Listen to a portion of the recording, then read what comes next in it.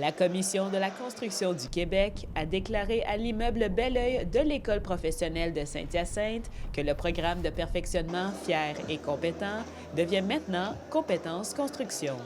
L'objectif principal est de s'adapter aux nouvelles réalités du marché du travail. En fait, l'industrie de la construction s'est dotée il y a plusieurs années d'un fonds qui permet de perfectionner les travailleurs, travailleuses sur nos chantiers. Avec ce nouveau nom-là, d'abord qu'on voulait clair et inclusif, pour inclure nos femmes qui sont sur nos chantiers aussi maintenant dans l'invitation qu'on fait à nos gens de se perfectionner. Donc, on a 200 000 travailleurs, travailleuses sur nos chantiers. On en accueille chaque année des nouvelles, parfois qui ont leur diplôme, parfois qui ne l'ont pas.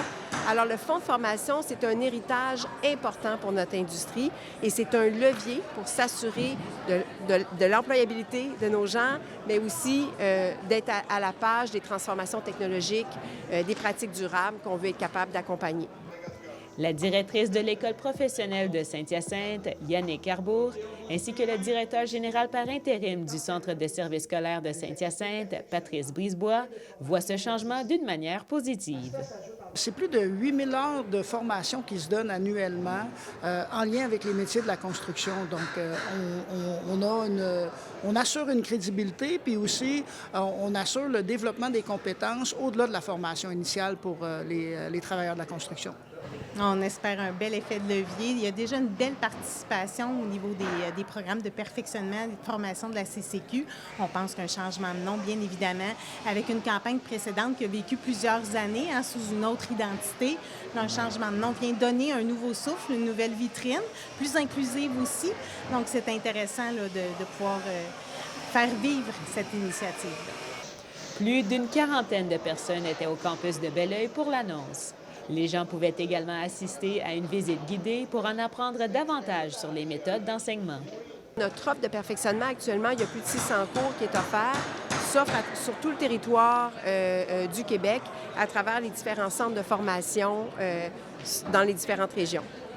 La présidente directrice générale du CCQ rappelle qu'il y a eu de bonnes retombées du programme Fier et compétent. 100 000 personnes, 10 millions d'heures réalisées en formation, donc il y a de quoi être fier et là, on se donne un nouvel élan. Audrey Murray, présidente et directrice générale de la Commission de la construction du Québec, affirme que près de 10 000 femmes ont suivi la formation depuis 2013. Toujours dans une optique d'inclusion, des mesures ont été mises en place pour accommoder les Premières Nations. Environ 800 Autochtones ont bénéficié du cours de perfectionnement au fil des années.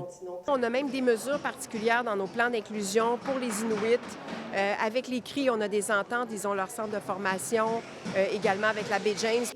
Madame Murray reconnaît les nombreux défis du domaine de la construction actuellement.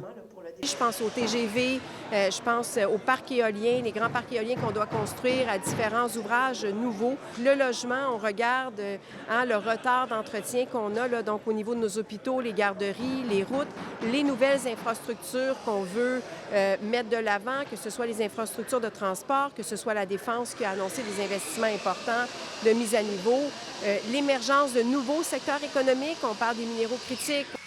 Le nouveau programme Compétences Construction est déployé à partir d'aujourd'hui dans l'ensemble des établissements.